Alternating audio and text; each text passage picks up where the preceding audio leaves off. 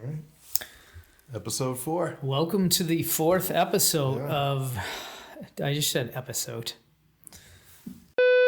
Welcome to the 4th episode of Accelerate the Builds. Today we're going to be getting into sheets. Yep. Kind of a natural transition from where we left off previously. Right. So we're actually going to get into each one of the steps on from administrative side. JMA loading the sheets in. We're going to go over a bunch of the settings, the administrative settings, what various collections are, recommended kind of workflows, best practices. Whoever's set up as the admin will do a lot of this initial setup, but whether you're an admin or just a member, you should be It's good to know. watching because there may be some settings that you see that you want to incorporate. Yeah. We're also going to get a lot into how to use sheets too, which is for everybody. Right. So when you are trying to find a project sheet or a plan set of drawings, you go to Sheets. You don't go to the desktop connector. You don't go to the Z drive and find PDF copies. You go to Sheets. The Sheets platform can be used from your desktop, from the website. It can also be mobile. You can find it. Yep. And the reason that you use that is because it is a live, active document or documents sheets. So anytime a new sheet is published from a bulletin or an RFI, when RFIs are tagged, when there are new markups, when there are new issues, all of them, the very latest and greatest, it's always up to date by the second. So it'll always be the conform set. Always have the latest and greatest. I'll find RFIs there. I'll find issues. Yes. All of that information resides there.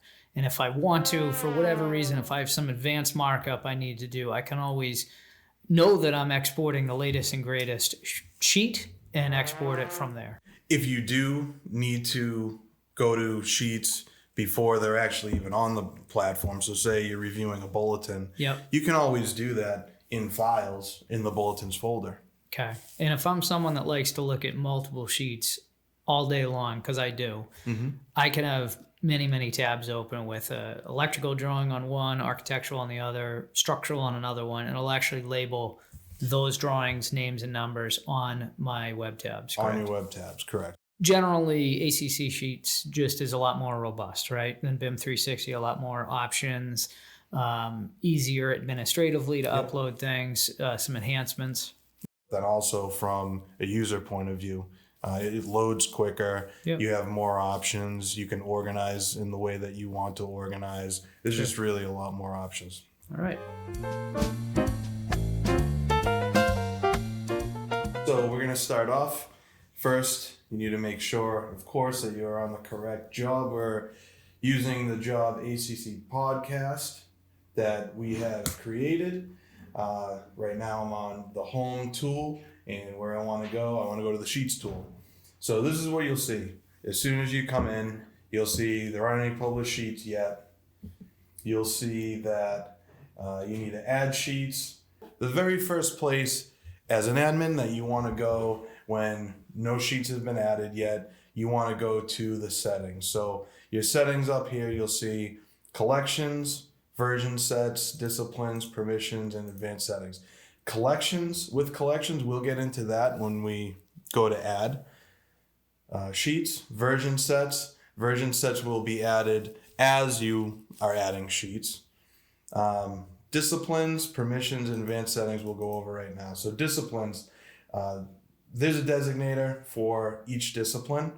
As you can see here, you can edit what those are. So these are out of the box. Architectural is A, geotechnical is B. You can add a discipline, you can edit. I mean, just from experience, what I'd recommend is mimicking the architect's drawing list sheet, right? And a lot of people like to mimic the order of that too. So one thing that is really important to point out on here, Ant, and you can do it on your screen, is that let's just say, they have the cover sheet first. So drag and drop that cover sheet up top, right? And that will put the drawings in that order once they are processed, right? So if architectural is not first, generally it is, but say fire protection and interiors and other things are out of order, you can actually drag them and drop them in the order you want them presented in your sheets here.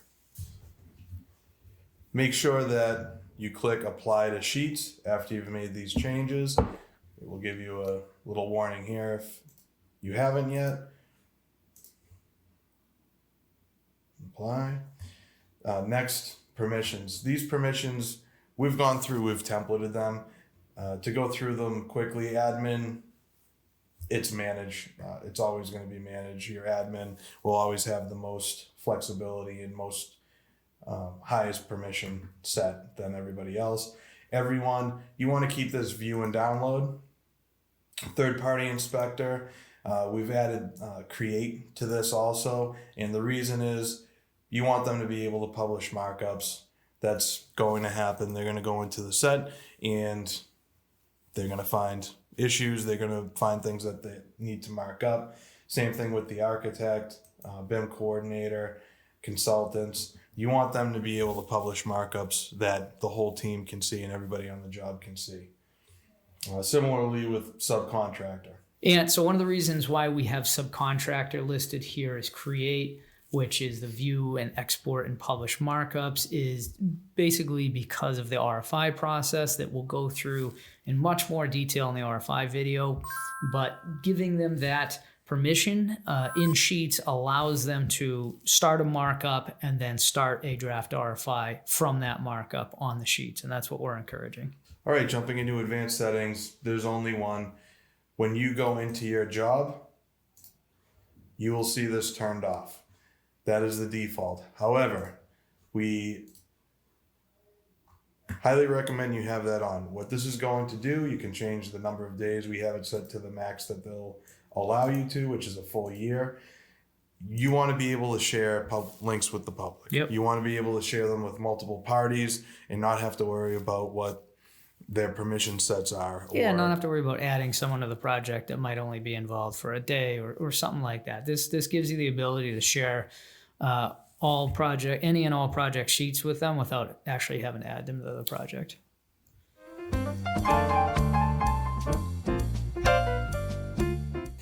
Now we're going to add sheets. So the way that you add sheets is it from the Sheets tool or is it from the Files tool, Ray? Talk to me, Goose. You can do both, Ant.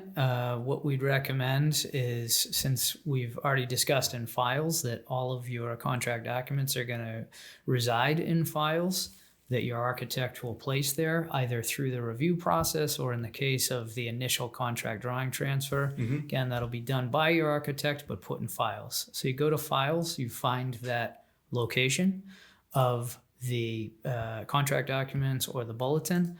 And once you find that where it resides in Files, you can click on it and you can simply hit publish. And what that's doing is it's taking it from Files and putting it into Sheets.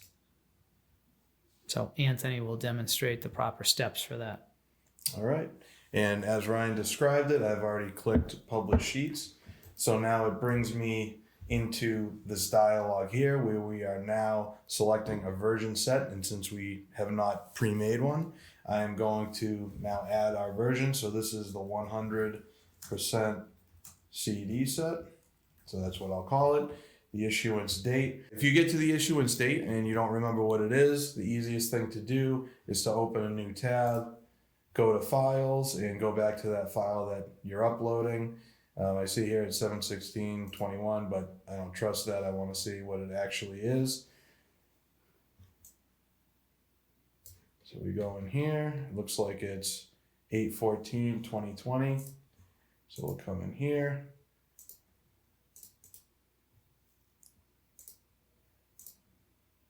Eight 14/2020. There we are. Next to sheet numbers, bottom right hand corner. Files include markups, they won't be included. So all this is saying is in Files, if you made any markups in the Files tool, those won't be included when you publish to Sheets. So the next dialog here you'll see is that each sheet will load itself. So whether you're uploading 10 different PDFs or one PDF, it will look exactly the same when it gets to this step. It is extracting each sheet. If you have a document that has say an 8.5 by 11 cover sheet in with the drawings, that's okay. All you would do is click here and you can remove the sheet in this process. You don't have to do anything outside of ACC to remove that cover sheet. Yeah, it's basically running an OCR process, scan each document, and call out the drawing name and number. So all you'll do is you'll go through and scan, and all they're doing is that OCR is taking these numbers here and saying, okay, this is the number, this is the page sheet number. And as you go through, just scan through and make sure it's right. Yeah, you might run into subtle differences where the characters aren't picked up exactly, an exclamation mark gets confused for a 1 or so on and so forth. So it's real important. Although you can post edit these later, which is a real nice feature in ACC, it's real nice just to scan through and make sure that in this step, your numbers are correct. In the forthcoming step, your drawing names are correct. So you have different options here. Up top, obviously remove sheets. I already mentioned that. But you can actually rotate the sheets, select, and then you can rotate it 90 degrees, 180. Draw sheet number area. This is very important if you have an entire set like I have here. If one of the title or multiple title sheets have the number in a different location, it will likely show nothing here, in which case you would simply click on it, draw sheet number area, and you would go down to the number area, highlight the number area like so, save and apply. Then it extracts the sheet number, and it's going to come up with the number that was in that. This is particularly nice when you run into different title blocks. For example, one that I see a lot is architectural. Generally keeps the title blocks for most of the disciplines, but one I generally see is landscaping, has their own title block. So as Anthony mentioned, you can select 1 drawing or 12 drawings to apply that certain area. So in that example I used, you'd grab all the landscape drawings and plot out that title block area just specific to landscape. Yep. So we have some other options here. So use file name to sheet number. We would never do that. So we don't use that. Number sheet sequentially. All that's going to do is take the numbers that sheet numbers that you have and put them in order of either alphabetical or numerical, depending on how they're numbered. Edit with rules. Essentially, this is to add prefixes, suffixes. So if you have an IA-402, but you also have you want to add a base building suffix or a TI suffix or prefix, you could do that here. Not really a function that you're going to typically use. I wouldn't recommend it. With the collections enhancement that they made, you'll see in a moment how we can organize drawings using that, which is the best method. Okay, so the next step, next to titles and tags. So you'll click on that. Don't do anything with tags. But what you want to do is you want to come in here again with that cover sheet. Simple. A lot of drawing sets will have multiple cover sheets. So depending on what the bulletin has in it, or if it's an initial 100% CD set like this, typically there'll be multiple volumes. This is a small fit out that we're using as an example. So this just has 1 volume, but for all intents and purposes, I'll still call it volume 1. Cover sheet. And again, as you scan through, just take note of what everything looks like. In some cases, you may have to edit, interior elevations. Multiple sheets have the exact same name. If you want to distinguish them in any way, you could also add some text to it. You can click on it, and after you click on it, if you want to add additional text, whatever you would want to add, you could always do it right here and then click save. I'm not going to do that, but that is an option. You don't have to click in it and then remember what you want to write and add to the title. As you go through, okay, these are all looking good. If you want to fix little things like that, add spaces, you can do that. Yeah, here's where you're, especially with the CD set, you really want to get it right, exactly how you want it presented for the remainder of the project. So keep in mind this, that when you upload new bulletins, you might have to make some similar changes if it keeps recognizing them this way. So now that we've changed all the names, the titles to the sheets, we click Publish Sheets, and you're done. Now you're just waiting. One thing, so 55 sheets were ready to view. Click View Sheets. Now we see that our sheets are published. So just picking up with a few things, just a few quick tips. The first one, now that Anthony has got some sheets or drawings loaded into sheets, you'll notice down here in the bottom, we have a little kind of error message letting us know that one sheet has no discipline. So I just want to go over real quickly how to address that. So one thing I can do is I can view the discipline settings. That's the first thing I want to look at. And I just want everyone to understand that the sheet numbering or the designator is directly associated to the discipline. So in this case, we're looking at a cover sheet, and you can see that it has to have the designator CS. That can be changed or altered to however you'd like it, but in this case, CS didn't correspond with anything else. Obviously, C is taken by civil, so CS was a nice acronym for cover sheet. And all that means is what you're going to want for your cover sheet number is something like CS 00001, but as long as it starts with CS, it knows its discipline as a cover sheet. Right. Exactly. So if we hover over that error again, we can view the sheet without a discipline. It'll take us back into sheets. It'll show us that one that does not have a discipline, and then we can address it. So we can see right here, it came in imported off the bat as 000. So we can just click that box. We can hit edit. And then up here, again, in this case, we only have one cover sheet. So as Anthony mentioned, you can keep adding on to this, but we're just going to label it CS. And now we'll notice that there it is, and it has the cover sheet discipline to it.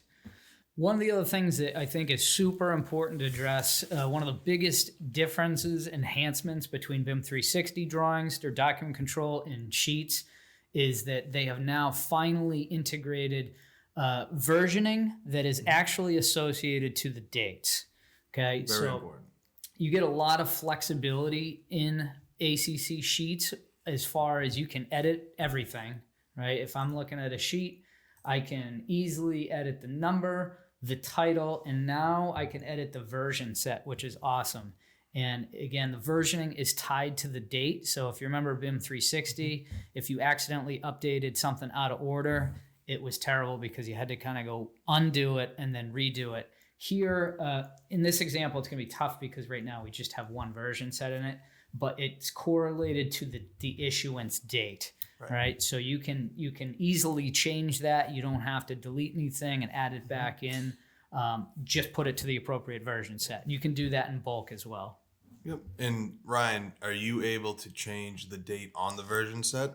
So say you upload an entire new bulletin and it has a date and you realize I got the date wrong. That's a great question. So yeah, what I'd recommend, if you are not the project admin on your project, go to your project admin, just say, hey, I noticed that you took the issuance date maybe from the title block or something, but we really should take it from this date, perhaps when the owner approved it. If there's a large delta or discrepancy there, can we change it? And the answer is yes. We can. The admin can go into settings, go into the actual version that has an error, and then we can actually change that issuance date, and it'll automatically, if we change it 2 weeks ahead or 2 months ahead or 2 months behind, it will look at the dates of the other issuances that are on there and put it appropriately, and then adjust the versioning to correspond with that date, which is really slick. BIM 360 didn't do that. Saves a ton of headaches, especially because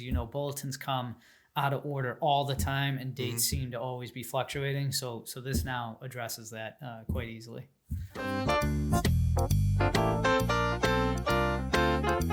Any type of drawing that is multiple trade that you would not necessarily be able to search for, you could add tags to. It's just grouping like sheets with keywords, tags.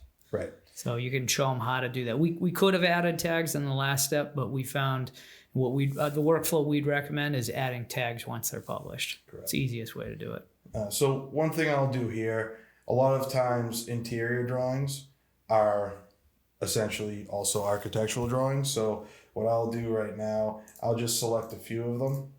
And again, this is for the admin to do. This is not a user capability. So you would select them. You would select edit and then just type in a tag. So I will type in architectural, enter, save, and there's your tag. Again, only an admin can do that step. But if you, as a user, if there's a tag that you think would be useful, bring it to your project manager, bring it to your admin, and they can add the tag exactly as I just did. You can do bulk tagging if you want, which is nice. So if you had a tag that corresponded to, a whole bunch of drawings, 5 or 10, you could just click them all. You can click all of them. You can hit edit and you can do bulk tagging that way. That's really convenient. Next, we're going to get into collections. So collections is something that came out, 6 months ago, right? Yeah, it's a great feature. Great feature. This is something, and one of the complaints I think that we got is there were very little ways other than through tags that you could organize drawings, whereas BIM 360 people got used to folders and all that. The best way in order to organize drawings is still just through that search feature. It's the quickest way to find anything. Search, filter, and sort. Yep. But another way that you can have multiple sets of drawings, whether it's a base building set, TI sets, existing sets, all in one. Multiple suites within a building. Multiple suites, exactly, is through collections. So I'm going to show you right now how we add collections. And that goes back to settings. Again, this is something that the admin will do. Come into collections here. And first thing that you do is enable. Enable collections. All it tells you is once you enable, you can't disenable. Is that a word? Disenable? Sure. That's not funny. That's not funny at all. Okay. Create collection. Simple. You create a collection. In this case, I'm going to distinguish between the TI set and between the existing set. So the existing in this case is base building, but I will call it existing drawings, and I'll create a collection called TI drawings. Okay, once they're created, that's it. Go back to sheets and you'll see them here on the left-hand side. Ungrouped. So anything that is in this first selection here is ungrouped, right? So what you want to do, everything that I have already published from files initially, those are all TI drawings. So I'll simply select all of them, click the 3 dots, click move, select the target collection. These are all TI drawings. Now it says select option for mismatch issuance dates. We know we're not going to have that because we only have one bulletin in here. Okay. All right. Now it will take a few seconds. You can see the status here, but now it is in TI drawings. Now, Rye, say you want to see the TI drawings. So if I go away from sheets and I come in, I'm looking at existing drawings. I don't want to look at existing drawings. I want to look at the TI drawings because that's the job that I'm on. One thing that you can do is you can simply add a number. The way that they organize these collections is either alphabetically or numerically. So if you want to see, say, the TI drawings first, you would simply number that 01-TI drawings and 02-existing drawings. Okay, so another thing that you could create collections for, a commissioning set, a punch list set, a fire stopping inspection set. So you can create collections for anything like that. Photos, 360 photos, right? You wouldn't create a collection for, say, like architectural, mechanical. Correct. That is all going to be in one collection. And then you'll just use the sorting and filtering functions within that collection. So now I'm going to add into the other collection. So the other collection that I had was existing conditions, which is the base building, architectural set. Click publish, build to sheets. And then this is where you select the collection. Now I'm going to go over the searching, filtering, and opening sheets. So you come into sheets, you want to select the collection that you're looking to find some content in this case, TI drawings.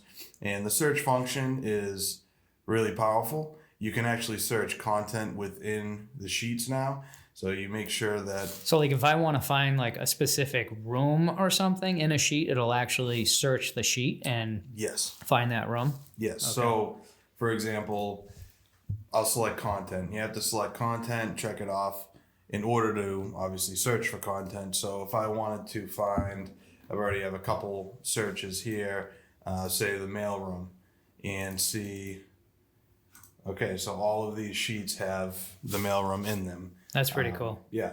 All right, I just switched over to another project real quickly to show you an example of this. So let's just say that you're looking for a boardroom. On this job, it has a boardroom. So I'm going to search boardroom, and as you can see, we have multiple collections on this particular project, but I just want to search the amenity drawing set. So I'm going to limit to the current collection here, and I want to search content, and I want to search for boardroom. So I'll click search, and what that'll do is it'll search everything in the amenity collection set for boardroom keyword, right? And you can see these little icons here that tells you it's got a content match. So if I click on, one of them that says content match, I can just see right here that I have the boardroom. One thing that's nice is once you're within the drawing, there's additional search functions. So if I click on the search up here, let's just say I couldn't quickly find boardroom. I can start typing it and I'll just zoom right in and kind of show up to it, which is kind of neat. And if there were more than one boardrooms, it would give you multiple. It would show me all and you of could them, scroll down. right? If I start typing training, see how it actually zooms over to training. And yes, exactly. If I start typing like servery, it'll jump right over. And as Anthony mentioned, anything. Now that I have SRV, it's just going to jump me around to all the things that have that in it, which is pretty nice. It could scan the whole document for you and call out keywords. Yeah. Another thing that you can do is save your searches. So there's no save searches yet. So if I go to the search tab, you can actually save the search after you've done it. So say I search for bathroom.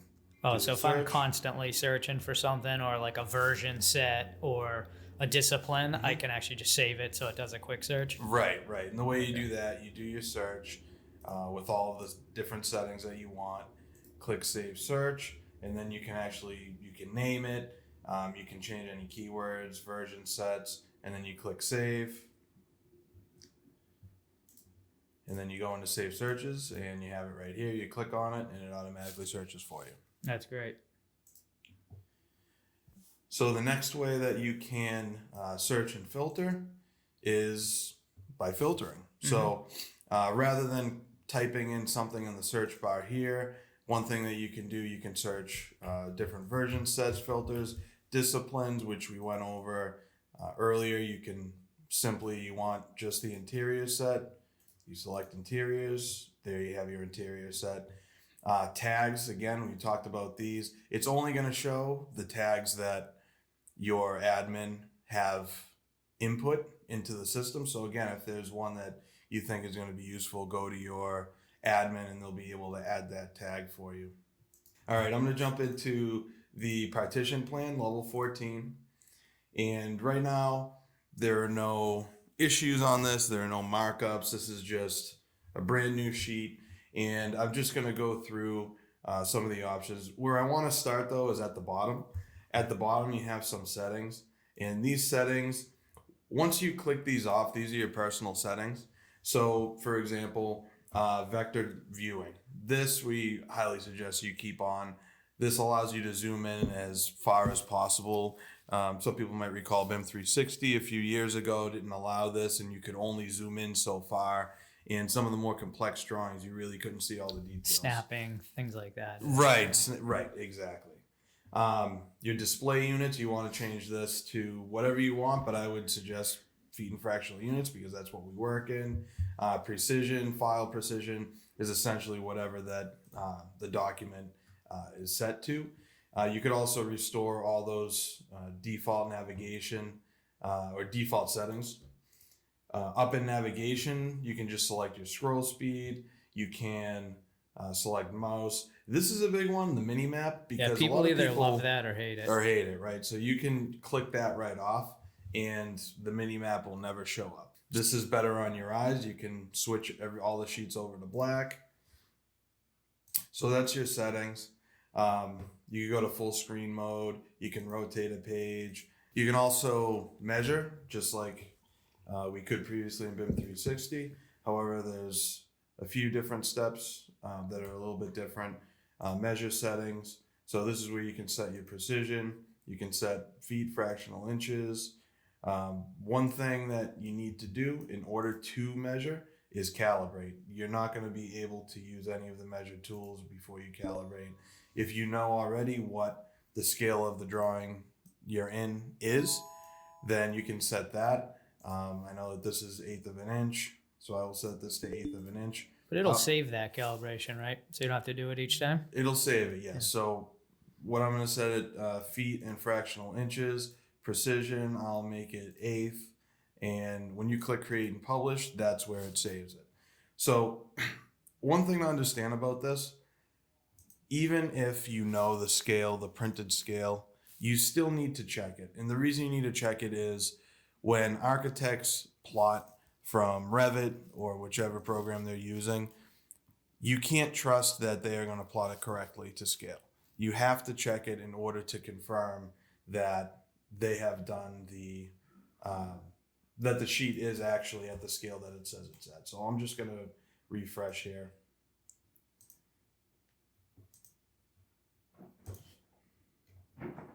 Go down to measure. Okay, so now that the calibration's kicked in, you see I have my angle measure, my distance measure, area, arc. You can measure anything. So I'm going to go through here, 10 foot, 6 3/4. Now, since I have my vector viewing on, I can snap. So I'm going to select that. We're going to check this dimension, make sure that it works. 10 foot, 6 3/4 works perfectly. So now I know that this sheet is calibrated correctly. Mm-hmm. Moving on here, let's go to the top right-hand corner. So up here we have your 3 dots to export, share, print, and you can change some of your own shortcuts. These are all explanatory. The export function I just wanted to bring up. You can now export. We went over this in files, but you can now export with unpublished markups published. You can have the hyperlinks automatically apply, manually add markup references, and then share. Since previously we have set our project settings to enable sharing to anyone with a link, so you don't have to be a project member in order to receive a link. So if you were to send to 20, 30 people, you know some of them are not on this project, or you know that the file you're sending, certain people don't have access to that folder. Anyone with a link, I use this all the time. You can set when it expires. You can include the published markups or not. You can't include unpublished markups, however.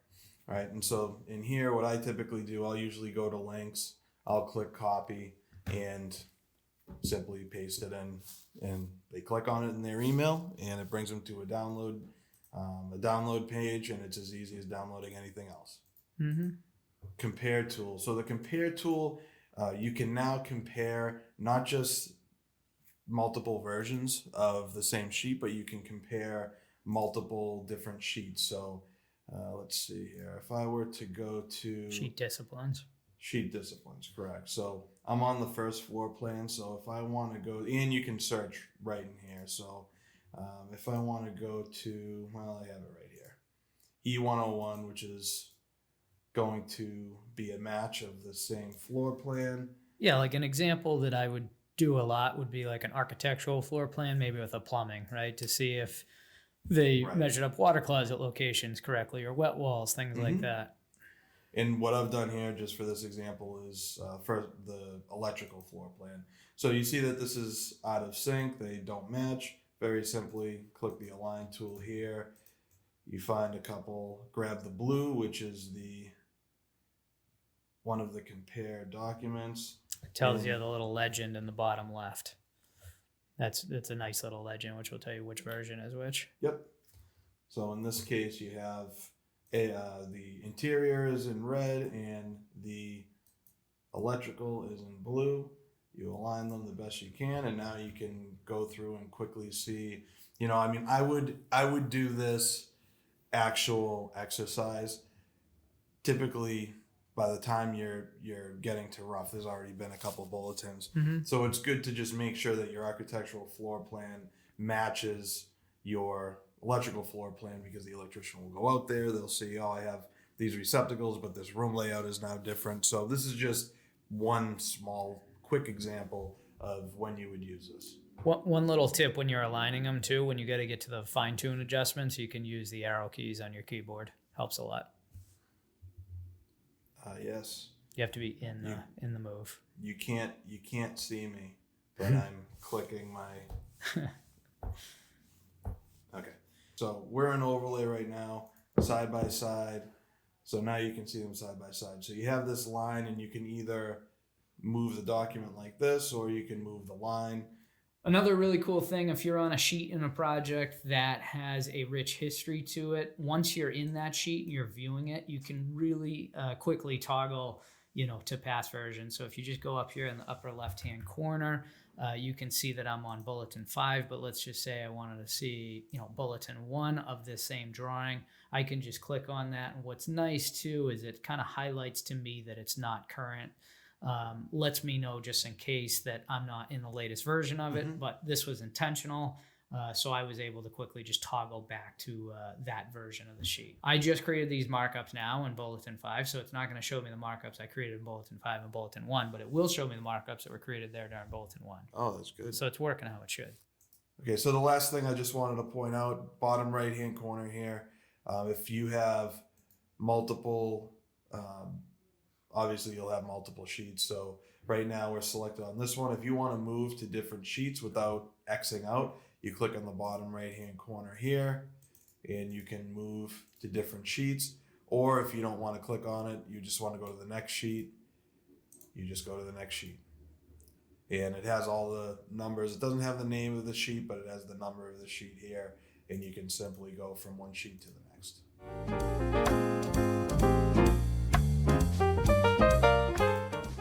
Okay, so moving back over to the markup toolbar, you have your typical, draw, where you can select draw, you can select a pencil or a pen, you can change the color down here.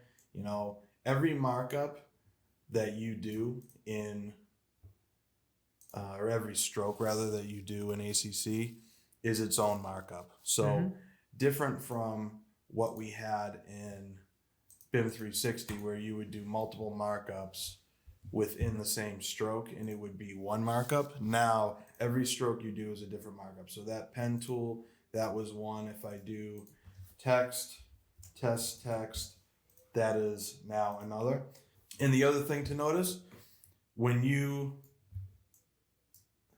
go to type, you are now typing on this sidebar. So before, it was similar to Bluebeam, where you would highlight inside of a box or a cloud, and then you would start typing inside. Now all of your controls are over here. So I have test text here. So one thing to note, JMA, GC for markups is green. So we are using green for published markups. That is how we denote everything from, an RFI, which will be a cloud, which we'll go over in the RFIs Tool video, to notes to the subcontractors. The size and scale can be determined by, the scale of the sheet. So that's up to you. But we are using green. Green is what we're using for all published markups. Now, one thing that you can do too is you can duplicate now. So you can now duplicate something and you can change the text. So instead of going back and forth and hitting the markup tool multiple times, you can now duplicate. You can now add a reference. So sheets, files, RFIs, forms. One thing that we'll go over in RFIs is when we're tagging sheets and RFIs, we'll do it with a cloud and we will select RFIs as the reference. Publish. You want to publish anything like an RFI, or if there's an important note that isn't included on the architect's or engineer's drawings, that's everybody who's viewing the sheet should know, you would publish it. And then of course you can delete. And as I mentioned up here, you can come up here and you can turn viewing on or off in this left-hand toolbar, or you can come through here and you can filter by who created it, the date it was created, the type of markup, or references, whether they have references for the different types of tools here.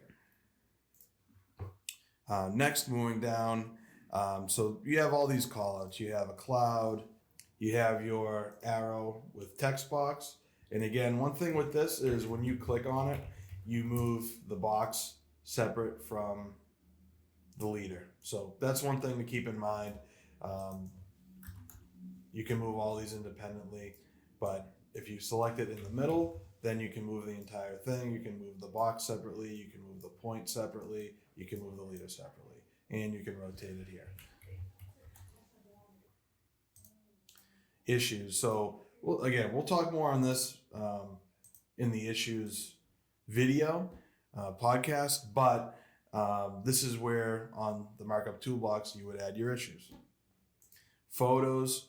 Again, it's its whole other tool. You can do this here. You can do it on mobile. You can do all of these on mobile, and we'll have a separate mobile video.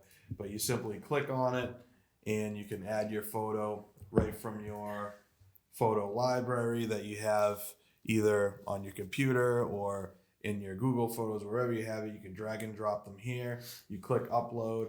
And one thing that I use this for a lot on jobs is for progress photos. Mm-hmm. So once you have a photo icon in there with a photo, you can go back periodically and click on that icon and add an updated photo. Mm-hmm. So that's one of the nice things about that. We'll get into more depth in the photo tool video, but that's your photo. Measurements. They work similarly to BIM 360, mm-hmm. but there's a little bit more flexibility in ACC. I just want to distinguish. There's temp measurements, which you're about to show, mm-hmm. and then there's permanent markup measurements. So I think it's just good to get that out there for people. Distinguish between the two. Yeah. So down here, these are your temp measurements. And right now, I've already calibrated the sheet. But if I had not calibrated, these would be grayed out. So if I do a measurement here and you can snap, that's important to note. Mm-hmm. So these are snappable. Let me do one snap, two snap. There's that temp measurement. Now, over here, these are actually markups. So if I were to go to do that same thing, straight line, one, there's no snap. It's not understood why. It's the same on BIM 360. Don't know why you can't snap. But they're very flexible after you make them. You can really move them around quickly, right, and adjust on the fly. So now this is a markup. And you can adjust. Here's my JMA green. It's saved, mm-hmm. as I said it would, right?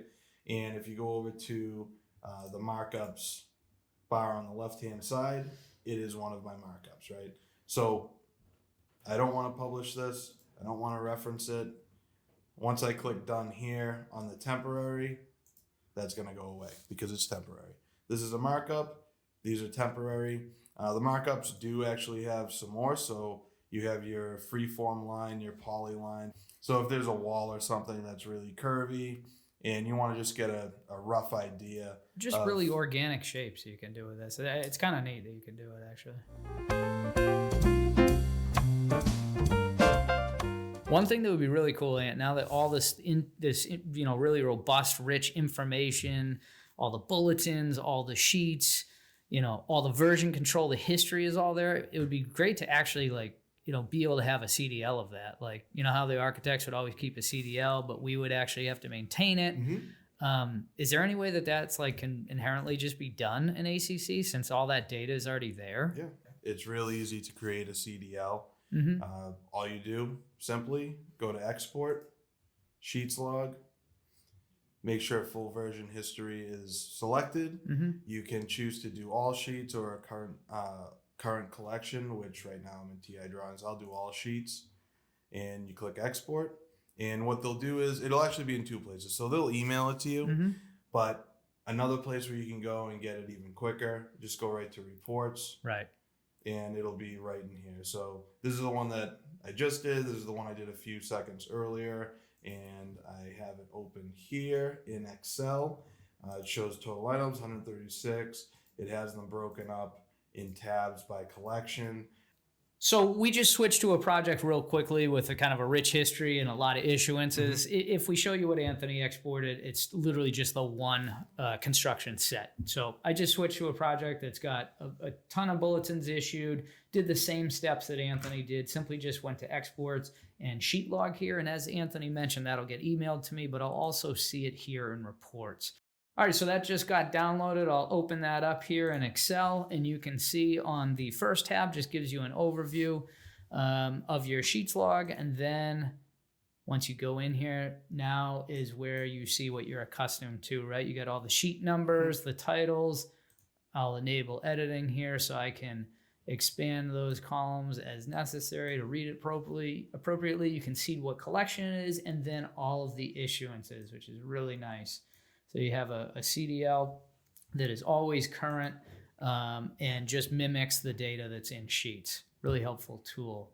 One other thing here in Sheets that I wanted to show, again, if you have a job that has a lot of history to it, is the publish log too. So you can click on publish log and it'll give you a nice preview of when things were published, who uploaded them, what collection they were in, who published it by, which sheets they were. So this gives you an entire log of the whole project and all the bulletins, all the changes, and basically who did what, when, what dates, the status, etc.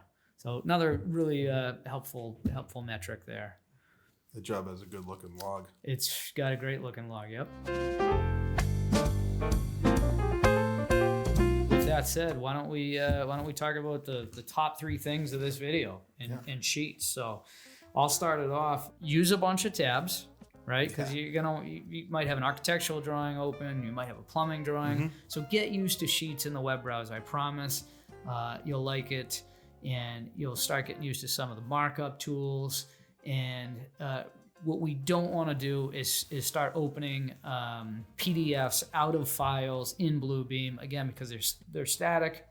They could be the wrong set. They might not be updated, and they're not going to have all that critical information on it, like tagged RFIs and issues, things like that. So use the Sheets tool, use multiple tabs. You can open up as many sheets, many disciplines as you want. We'll get into it on another video, but Sheets is just as quick and immersive in the mobile world, on a tablet, on an iPad, on an iPhone.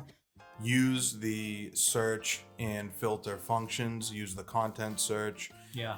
That is, once you get used to using that, you'll be able to find sheets instantly.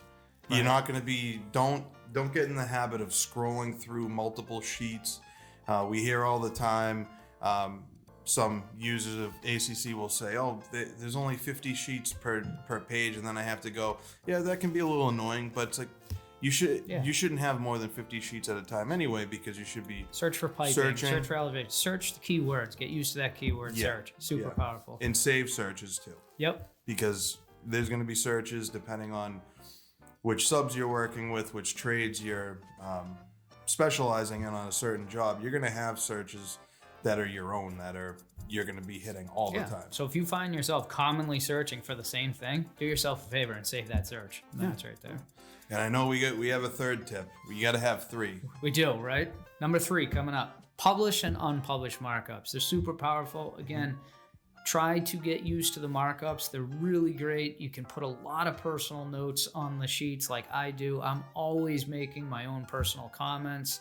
So remember, those are unpublished because I just want those to be just viewable by me and no one else. And then, if I decide that needs to be a markup, maybe perhaps for an RFI, then I publish it, right? Visible to everybody. And if it's going to be it's going to tie to an RFI. It's going to be the JMA green that we talked about. Yep. All published markups. If it's unpublished, it can be whatever colors you want to Right. help you with your own notes. Yeah, do your own markups in your own colors. Correct. I think that rounds out sheets. As always, drop us an email at the link below or the email address below with any questions. No comments, kids. If you have any comments, send us an email. Yeah. You cannot leave it on the tube, unfortunately. Yeah, or call Anthony, text him. Doesn't matter what time of the night, day, weekend. Please go away. Let me sleep for the love of God. But we're coming at you with what are we doing next? Are we doing RFIs? Yeah, we're gonna do RFIs, submittals, and issues as the next Awesome. batch of videos. Okay. Oh, one other thing I wanted to mention. What's that? So our little dummy cartoon guy, he's gonna be signing autographs next Friday. But bet you'll get a big turnout for that. Yeah.